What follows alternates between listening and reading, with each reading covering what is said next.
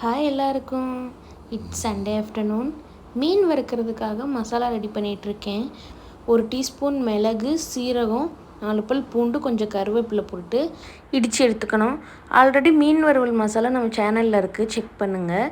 சாதம் வெந்தோடனே அதை வடித்து விட்டுட்டேன்.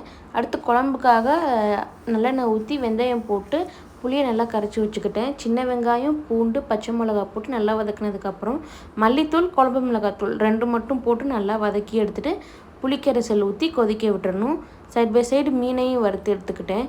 நல்லா ஒரு 1/2 அன் ஹவர் மீன் ஊறினாலே சூப்பராக வரும் டேஸ்ட்டு. குழம்பு நல்லா எண்ணெய் விட்டு பிரிஞ்சு வந்ததுக்கப்புறம் மீன் பீசஸை போட்டு ஒரு 5 நிமிஷம் கொதிக்க விட்டிங்கன்னா மீன் குழம்பு ரெடி ஆயிரும்.